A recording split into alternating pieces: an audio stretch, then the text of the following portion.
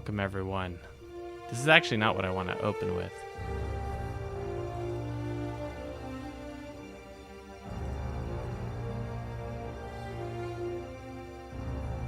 All right.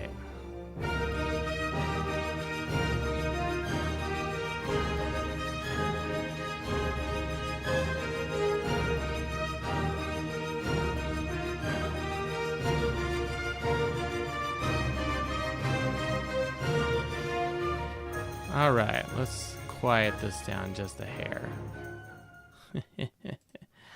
Awesomeness. All right. Episode 4 begins now.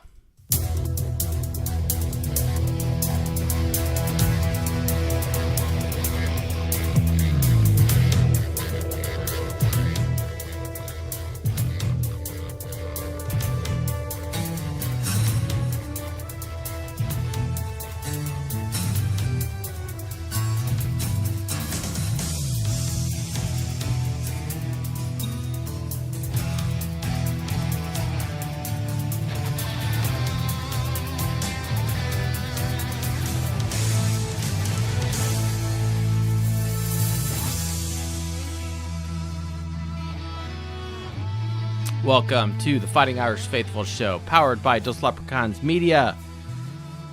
Season 6, Episode 4, Volume 156 of all time. And we are titling this show, Heaven's Devils. We're going to play the Convicts soon, but we are not nice people. We are not choir boys or altar boys. We can be the devils from heaven. We are going to go down to Miami in less than 2 weeks and beat the shit out of them. So we're not nice people. No, we're still from heaven, right? But if heaven had devils, it would be her loyal sons. So thank you, everyone, for joining us. It's a little dramatic there, I know, but I'm very excited. And the reason for the title is because we will be not only discussing, we'll of course recap the big news of the day, but we will also discuss, quite frankly, the team as a whole and the players, the production, the personnel, etc. that are leading us in this year. So thank you very much for joining me. I am Joe at Faithful_Irish on the X. I am not joined by my brother, Red Snapper 9098, my co-host, but I do see our frontman, Luis, who we are going to bring on as soon as we can, and then we'll get to Fivers because we have some news about him, and then there's some other news, so we got lots of news, but first we always got to go to the front man first, because if we don't, that's like bad luck, I guess. I don't know. Luis, you there? Absolutely, my guy, right here. What's up, man? Locked in, ready to go. Are we Heaven's Devils? Man, I'm baby Jesus devil himself, you know what I mean? I told baby Jesus what he needs to do is hook me up with a Notre Dame girl, so therefore I can stop being single and start being an angel. Yeah, there you go. Now we're talking. Yeah. Good. Well, you were on Team Carr. We don't need to, cash receipts here from last week's show. If anyone missed it, we had a great, healthy discussion about Carr versus Minchie. The Carr votes won, and I guess we were right. We were all right, except for the handful of people which we don't need to mention. But if they want to come on here and repent, that's okay.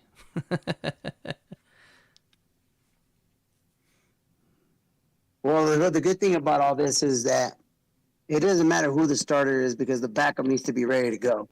Amen. This is not a moment of like, okay, this guy got it, this guy's going to keep it. No, it's a long season and a lot could happen. Right. So your number will be called. So you need to stay locked in with the team and make sure that you're doing your due diligence to be prepared when your number is called. But the most important thing is we got our quarterback. We have a season to look forward to. Yes, we do. We have a coach. We have a team. And we're getting that Notre Dame rhythm all over again. And there's nothing better than that. Because what makes Notre Dame special is the people that we are. Each and one of us that has our contribution somehow or some way. Some have it in a boosters. Some of us just have it in a voice. And some of it just has it as passion. Amen. That's what makes Notre Dame special. And thanks to great institution, this great university, and this great football team. We stand on business and we stand behind them through thick and thin. And let's go, Irish. Let's shock the world. Amen. Amen. Thank you, Luis. What a great way to put it here. You know, and it's I was thinking of this today while fixing dinner for the family. You know, okay, CJ Carr, newsflash in case no one knows, CJ Carr was named the starting quarterback, right? Finally. Okay, less than 2 weeks, but it's happened. And yes, I predicted this. However, it's not about me and my ego and being right. There's a little bit of that. But think of it this way. Who the backup is? It's Kenny Minchie. That's fucking awesome. Okay? That's really, really good. So feel good about the scenario that whatever was going to happen was quite frankly going to be a win-win other than to someone's ego. Really. And I mean, look, Minchie gave it his all, I'm sure. You know, I didn't see a press conference, so we won't hear an explanation. And quite frankly, the coaching staff owes the fan base, people like me, everyone on X, etc., owes no one nothing other than execution on the football field and putting up more points than the other team. That's all they owe us at all. So with that being said, moving forward, Minchie is a fantastic backup, but I think that they will. I know they've said that they're going to stick with the one guy, and I don't know what sort of packages will come in. But as Luis, you pointed out, it's very possible that we will see him either in, you know, we're blowing another team out, you know, it's just not Carr's night, God forbid an injury situation, like. This is not we're not going to see Minchie. Like I saw people already talking about transfer portal nonsense on X. Give me a break. Okay. We've still got 16 games. I did do the math in my head now that the season's so fucking long. We have 16 games left. Okay. And we will see Minchie. So that being said, let's move over to the professor. Fivers, new member of the cabinet. We have Fivers, who's been a very loyal member of the show. We'll bring him on to speak. Fivers, what's up, man? Come off mute. I want to say one thing about the Kenny versus CJ thing. That you were wrong? Yeah, but I'm not. I'm gonna be a man and come out here and say I was wrong. I'm the first to admit when I'm wrong, need help, or I don't know something. What I think is really stupid is that over like this past week, there was like this civil war within the fan base about Kenny versus Minchin. I thought that was kind of stupid because I was in the group of I thought I liked Minchie better than Carr, but just because of that, that doesn't mean I'll be upset or thinking the season's over if Carr won the job. Right. I think there were some people out there that were accusing me and a lot of other people about, hey, you can now go hide away in shambles because who said that? You can call them out on this show. We'll do that. That's fine. I didn't really even look at their names. Oh, you didn't anyway. keep those receipts? Okay. Because I don't care really. But okay. I mean, it is social media. It's not a nice place, you know. Yeah. But I'm like, whatever. I'm like, I think Carr is going to be a great choice, especially if Freeman believes in him and picks him over Kenny. Doesn't mean Kenny's going to be terrible. It just means that he has probably more faith in what CJ can do. Right. And if people think that I'm going to be some bandwagon fan on Kenny Minchie and that I should go cry because Minchie didn't win the starting job, those people are full of themselves because they have their own ego about, hey, right. Carr won, now I'm going to shove it in your face. No, I'm on board with Carr winning too. And I think it's pretty stupid how there's this narrative pushed about the Minchie men and how they were all biased for Minchie when a lot of that is stupid. But other than that, I just I'm on board now with Start the Car, and I also on the board with Beat the Fuck Out of Miami because yeah, that's right. They haven't. Well, I mean, they had what? I hate Cam that Ward? team. Yeah, I mean, well, we all do. The funny thing is, I hate Miami so much. They're in tier 1 of hell for me with teams I hate. USC is number 1, Michigan's 2, but Miami's a really close 3. Yeah, I mean, the thing is, that Miami is really living up to the Convicts name. Mm-hmm. I mean, They literally just announced a The couple days ago orange that out. an Yeah. orange out, and then I saw like every one of the replies was like, "All right, let's go in our jumpsuits." Yeah, with the jumpsuits. Because Yeah, yeah. I remember I County saw, orange. Yep. yeah, I literally saw Luis say, "Yeah, wear my county orange colors," and I'm like, you know, that was just funny. I'm like, you guys, all the fans spent like, I remember saying, "Oh, there were more convicts on the Notre Dame team, or more Catholics on the Miami team," but yet again, you're the one that everyone's gonna wear full orange. Right. Right. Right. I mean, might as well. I mean, what's next? We're gonna It, cosplay the Jeffrey it's Epstein a because they wore the passion same color, colors right? too. Orange is gonna pop, right? You know, if they wore their green or something else, you know, in that stadium, it's not gonna stand out, right? But if they Well, they have have the a sea very of ugly orange, green like they're too. trying to be coordinated like Tennessee or something, you know, who knows? I don't know. I really don't care. You know, Miami can do whatever they want. This is going to be their biggest game of the year, because it's Notre Dame and it's already a primetime game and it's on a Sunday night, right? There's nothing to compete with. So it's going to be their biggest game. Their fans will come out because it's a big game. So I'm not surprised. So I mean, and I don't want to talk too much about Miami right now, you know, because we're going to reserve that for next week. I do want to talk about the players. But yeah, no, Fivers, we brought you on. You've been a very loyal member of the show. You are also technically a student, but we're going to call you the professor. So Yeah, I start classes next Tuesday, so I'm sorry. nah, it's okay. I don't miss those days. It doesn't. None of the classes interfere with the show, so that's what counts. That's really okay. I appreciate how you've prioritized your life. So thank you. So. Well, hey, I mean, first it goes God, then it goes Notre Dame. That's just what. No, it's God Country Notre Dame. That's what's on the outside of the east entrance of the basilica. Get it right, okay? That's true, but it depends on what country. Because I might move to like Ireland when I'm older. So You can move to Ireland. That's fine. I'm assuming they're implying Notre Dame. So here, we're gonna look this up. God Country Notre Dame images. Yeah, there it is. Boom, shakalaka. We found it. There it is. God Country Notre Dame. All right. Fivers, thank you so much. Yep. All right. Excellent. All right. Moving on.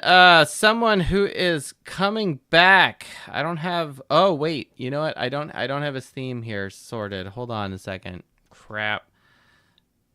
Bad form here. I don't even remember what we called that. Oh, you know what? I didn't have this. You know what, Wookie, I'm sorry. I don't have your theme ready. I have no idea where I put it. It's all good, man. How are y'all doing? I got grief last week for not having Coach Parsegian's, you know, bottle can breaking whatever theme either. I've really got to work on everyone's walk-up music and just create a new folder, new playlist to just drop all that in. So my bad on that one, my friend.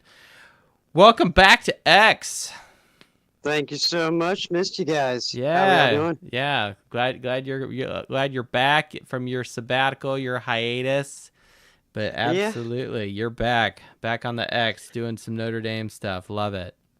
I heard the CJ Carr news, which I wanted to hear all the whole time. It was a fight for the quarterback. So, what better day to come back? It's a good day. It's a good day. Yeah, 2 weeks Yep. before. Hey, you know, look, Notre Dame finally just announced their quarterback. You know, Wookie, you finally come back. You know, in contributing to live shows and interacting with people on social media. No problem. Yeah, so great. We didn't get your input here. Were you? It's kind of after the thought, but were you on Team Carr, or Team Minchie, or what are your thoughts about that? Since that's kind of the hot topic right now. I was totally on board with Carr the whole time. Okay, I just we'll saw add something you to in the him I list liked. here. Yeah. All right, we'll add the I know I Wookiee liked here. him over Minchie. Yeah. So, yeah.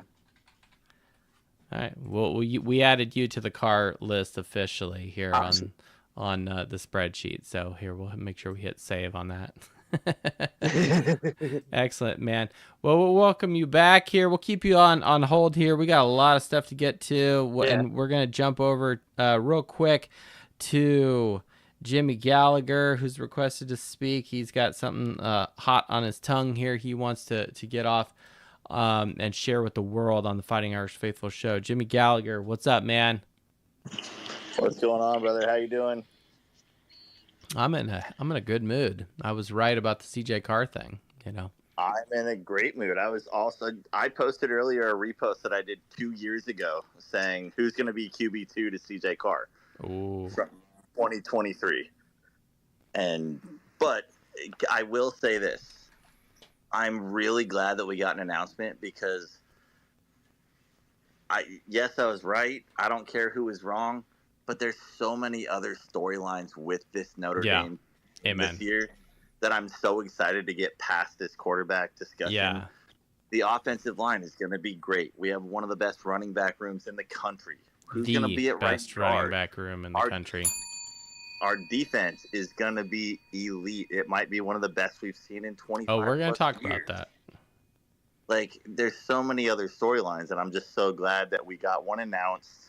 So now we can start talking about other things. And we've got Miami in 12 days, Ian Book days. I love it. We are ready to go. Like, I mean, CJ Carr, I think, is going to be great, but I think Kenny Minchey's great also. And I think it's great that we have depth in that room. But can we please start talking about the elite defense? The great offensive line, the great running back room, that, like, Chris Ash just coming in and having just total domination of that room. Like, there's so many storylines that we've just kind of skipped over, I think, as a fan base, because we've been so focused on this.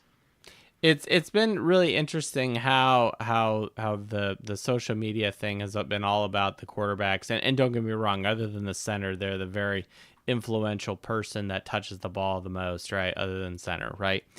That being said, though, you're 100% right, and that is actually the focus of tonight's show. I know we've talked a lot about quarterbacks for the past, I don't know how many minutes, 10 minutes, what have you, 20 minutes according to Audacity. But we are going to talk about that. So quick high level thing. All right, we're going to talk about captains next, right? Because that was announced this week. The quarterback thing was not even planning to talk about at all, but then that news broke today, so we have to talk about it. And we did a whole 2-hour episode last week to talk about it, so of course we're going to kind of circle the wagon one bit.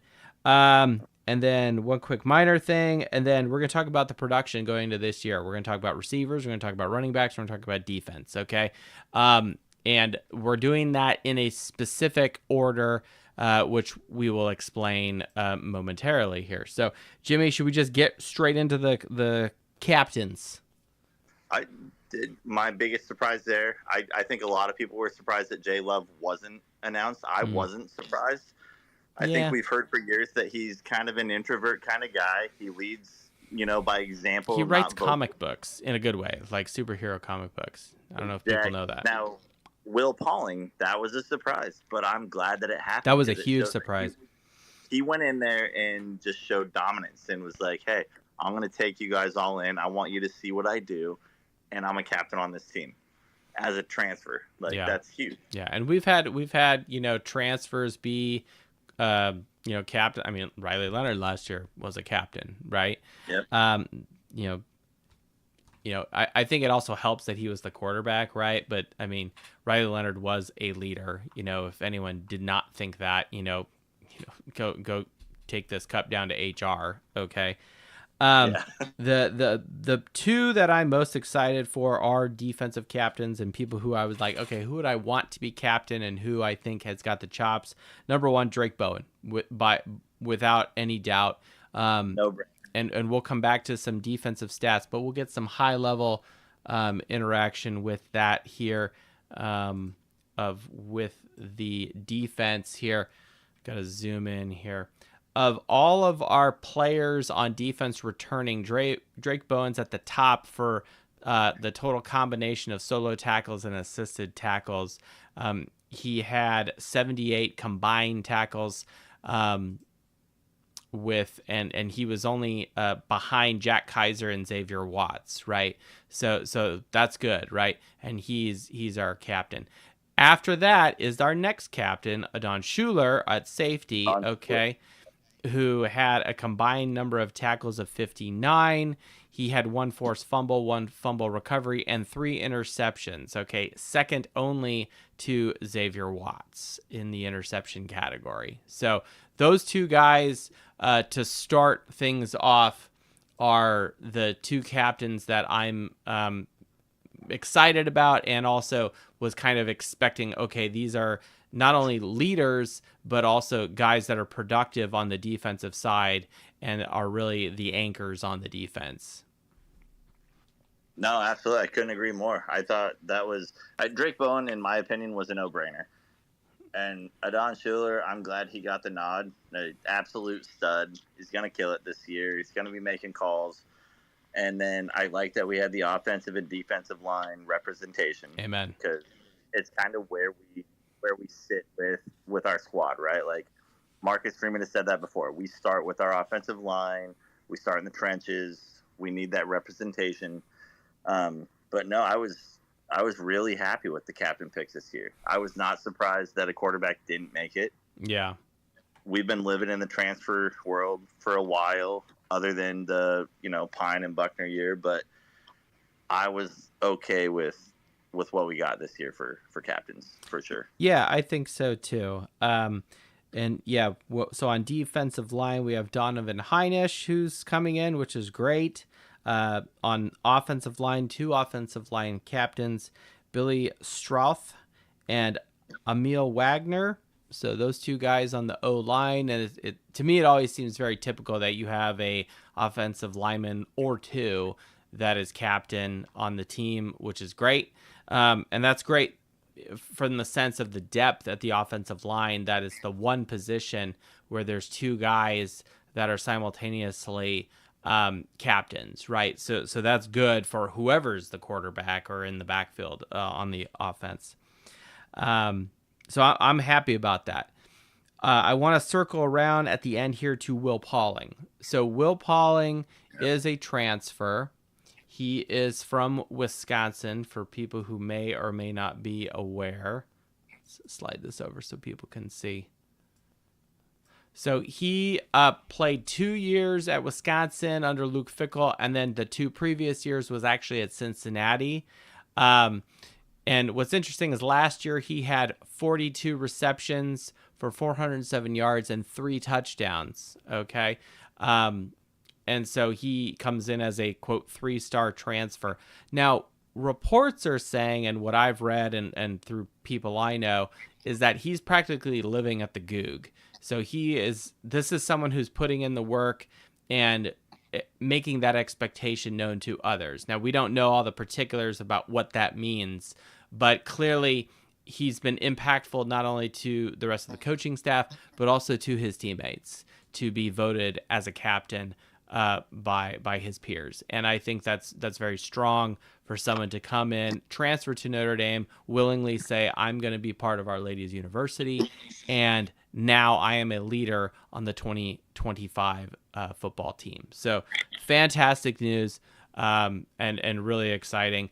And I think what makes this really key is the topic that people have been, quote, concerned about. Okay, quarterback discussions aside, it's always been the receiver room for the last 3, 4, 5 years. I mean, I don't even know how long it's been. But now we have a captain who is in that receiving room. Okay, that is huge and essential to make a pivot and a transformation in a good way to Notre Dame for the receivers. Okay, and we'll transition right into that. Okay, this is something I've been doing the last couple years. What are we? Scotch, right? Scotch, and then the spreadsheet here. Okay, which if I have to point this way actually because it's mirror image, right, for the people on YouTube. So sorry. What we've got here on the screen, you'll see the dark gray stuff. Those are the people who contributed last year in 2024 that have departed, and then what is left behind is what's not highlighted and or darkened out. So at the top of the list, and we've ranked this by touchdowns. And why do we rank it by touchdowns? Y'all know why it's touchdowns. Okay, Wookie, you know why we rank by touchdowns, not yard points. Come on, Wookie. You've been gone for a while, but you should know the answer to this. I'm drawing a blank right now. What the hell, man? Touchdowns, passing touchdowns, stats of champions. Passing touch. Do we need to review this? Here, Wookie, come back. Hey, okay. Passing touchdowns is the 1, 2, 3, 4, 5, 6, 7. Is the 8th most important stat. Okay, it is the 5th most important offensive stat. And as far as other than completion percentage, which is more of a quarterback / team thing, it's definitely more important than passing yards. Okay, so what is most effective to make our team great, and what do I define great? Winning national championships. Passing touchdowns is the way forward. Okay. Yes. Now, what's funny is in the chat here on YouTube, I don't know if you guys can see this here. We'll pull it here on YouTube. Wayne is reminding me that kickers make all the points. That is true if Justin Yoon is your kicker, and I'd say, 4 out of 5 times that is the case, So thank you, Wayne. Kickers are important. I understand. But if we go out there and just kick field goals, we're not going to win the title. All right. So sorry, Wayne, but you are right. They do make the most points in general on the team. Okay. So thank you. I stand slightly corrected on that one. But anyway, back to our production that is returning this year. Jayton Grayhouse, of course, had 4 touchdowns last year, 592 yards. Okay. And then his receptions per touchdown ratio was 10.5, which is really good. Bo Collins is kicking ass. I saw some highlights of him with the Giants in their preseason game. Look, I had not only a good touchdown reception, but a good down block at the goal line. So good on Bo Collins. Mitchell Evans moving on. Jeremiah Love is actually next with 2 receiving touchdowns, which is cool, even for a running back. And then Jaden Thomas has transferred out to Virginia. Chris Mitchell's gone. Eli Reardon, okay. Cooper Flanagan and Jordan Faison are the only other remaining players, receivers, tight ends for Notre Dame who actually caught passing touchdowns last year. It wasn't our best statistic by any means because we had a total of 24 receiving touchdowns receiving touchdowns last year. So now what's interesting is what I do is I subtract off the gray here. So the Bo Collins, the Chris Mitchell, right? Jaden Harrison, right? And so we're left with 11 receiving touchdowns on the team, right? So only 46% of our touchdowns from last year are still on the team, okay? And then you can do the same with yard points and just number of receptions. What's interesting is that the efficiency, though, of the remaining guys actually goes up compared to the overall team of the departures, right? Not by much, but a little bit. Our receptions per touchdown goes from 11 flat as a whole down to 10.5. So that's good. You want a low number, right? Takes less receptions before you score a touchdown. And then your yards per reception, you want that to be a high number. So that actually goes up when you take into account the guys that are leaving and the guys who are left behind. Now, I did something new this year.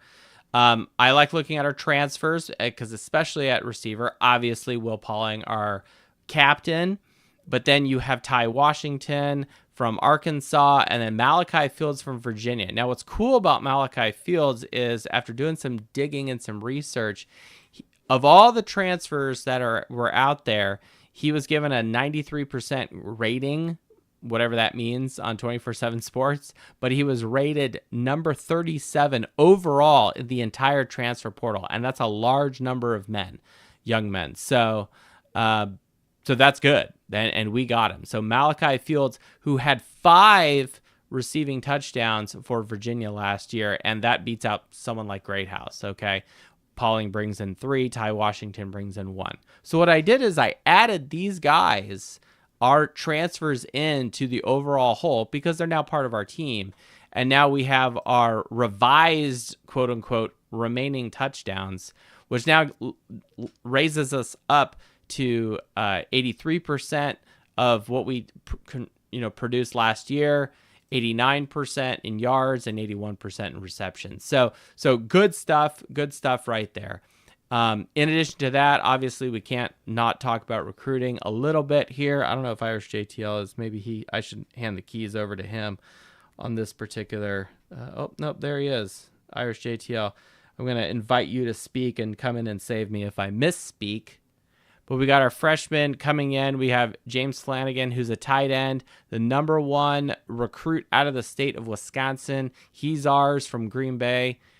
Scrap Richardson from Greenville, Georgia. He's a 4-star recruit, number 14th wide receiver nationally. Elijah Burris and Jerome Bettis Jr. So 4 guys coming in for Notre Dame. So Irish JTL, you there? Did I misspeak? If not, I'm just going to keep rolling, man. We've got a lot to talk about. And we're going to try to keep this one under 90 minutes. We didn't do that last time. If not, great. All right. Yeah. No, all indications are Burris is that guy making plays. Got to learn the playbook. I think in the presser yesterday, even Denbrock said he's frustrating to coach because he's so explosive and making plays. But got to get the playbook, which obviously a freshman thing. Scrap Richardson's great. I think our tight ends are solid for years to come at this point. Larson's a stud. Raritan will step up this year. Our tight ends always tend to. Right. So I don't think – I was just telling my buddy who's sitting here with me, like, Joe's doing some recruiting digging. He knows where these guys are at. So I'm going to keep my end short here. Anybody that likes recruiting, understand, that likes to watch tape, Teddy Gerard, the number 2 quarterback for 27, who's committed to us, had a fantastic opening game. Okay. Is our overall high school? Fantastic opening game. We've got Dorsey. His name's Kamuri Dorsey. He's the number 1 safety in 2027. Very high on Notre Dame. Loves Mike Mickens. Got a Notre Dame offer. Phoenix Evans, who's a 5-star DB and athlete for 2028. Just got a Notre Dame offer. Was posting all kinds of Irish positive things on his Instagram. Joey O'Brien, I think we all know he's a stud. He was named preseason high school All-American. Kahari Adams is right behind him. And then we offered Santana Harvey earlier this week, 2027 4-star edge. So they're continuing to recruit. The jewel of that class right now, outside of Teddy Gerard, is Juwan's trying to flip Keemon Spell from Penn State, number 1 running back in the country. Okay. Committed to Penn State, but committed mostly because of Cedars. So we'll see what happens. 2027 is looking very strong out of the gate. That's good. Yeah, and there's a lot of time there. I mean, what are these guys are juniors, right? They're starting their junior football season, right? So they've got 2 years of high school ball still to really make a solid splash, right? So good for these young guys in high school. It looks like if O'Brien sticks for 26, Kari Adams sticks for 26. It looks like we might end up with 3 or 4 5-stars next year, and then 27 looks like we could end up with 3 or 4, which is unprecedented in my lifetime for Notre Dame. So all good things on the recruiting front so far, with, as I talked about last week, 2026 being essentially shut down outside of trying to flip Vallejo from Michigan. But yeah. I don't really see that happening. Yeah. No, it's really exciting to see Notre Dame crack into the top 5 right now.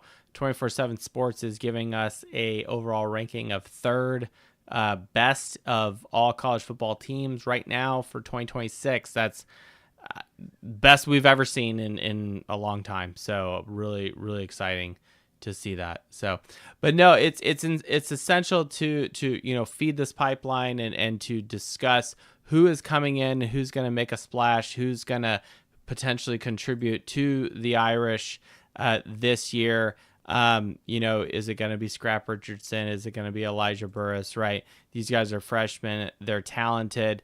And bring it on. Okay. May the best man win, right? Just as we had that same attitude with the quarterback situation, it's got to be the same in every other room on that team. Coach Freeman encourages competition.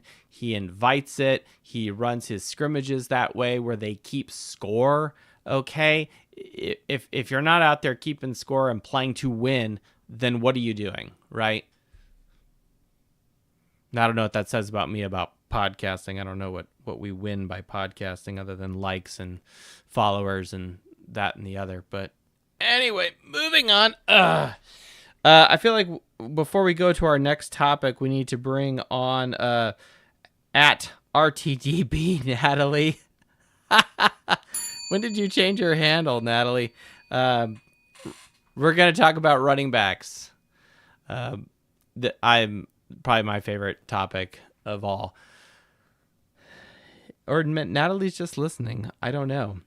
But while we let Natalie get sorted here, Mac has requested to speak. We'll add you as speaker. Mac, welcome back to the Fighting Irish Faithful show, sir. Happy you are with us. Do you have any repentance for your opinion from last week? Who are you talking to, me? Yeah, you, Mac. Oh, no. It is what it is. I'm just kidding, right? I mean, I'm not at practice, so, like, I'm just Joe Blow sitting on the couch, so... Hey, respect the name, all right? I'm gonna... Yeah, I get you. But I mean, they hired Marcus Freeman and that staff to do something, so... to do what they're doing, so I'm gonna think that they know more than me, so... Is it possible they listened to our show and said, I gotta tell you, Mac made some good points, but I gotta lean over to what Adam was saying? I have no idea. I don't know either. Probably not. How do you know that? Maybe they play this in the Goog. We don't know. Well, thank you for flattering me and make me think we're big shots. Mac, do you want to read those? Go ahead. What's your thought about punting going into the season? Should we talk about punting? The punt can be a weapon, right? Who's our punter this year? I don't even know. You know what? When you say that, I know that's you say that as a joke, but like, am I? Well, so you did last year. You did last year, to be fair. But James Rendell, did you know that? What was that? James Rendell, he's a senior. Oh, he's the Australian guy. Yeah, he's still around. The guy that I hated. You hate? From last year? Yeah, you also didn't like Carr either, but let's see. I didn't say I didn't like Carr. I said I preferred one over the other. No, you either like him or you hate him, all right? You have to pick a side. No, I preferred one over the other, and all I saw was a spring game. And to be honest, they looked pretty close in that game. So it's not like... I don't think it's an incompetent move. What I did want to say, what I really want to say though, is we look at this, and this is serious. Stephen Jelly is going to be a starter in a Power 4 school. Kenny Minchie. What are you talking about? Syracuse is an ACC school. Yeah, that's a Power 4 school. Power 5. Like a 4. Oh, sorry. I thought. Power 4. You're right. Well, the Pac-12 is coming back, but and I hope. No, it is. Sort of ish. I don't know. But anyway, Gonzaga's going to the Mountain West, I think, right? I don't know. There's talk that they might go Pac-12 in basketball. I think they're going Pac-12 because what is it? It's like Boise. Them. Oh, we're getting off topic. We were talking about punting. Sorry. Well, I just wanted to make something relevant to the news. If you think about it, like Steve Angeli is going to be a starting quarterback at Syracuse, right? Syracuse. And Kenny Menchie, I because he's older than Carr, I could see him possibly transferring, and that gets to my point. You should not, in my opinion, you shouldn't be punished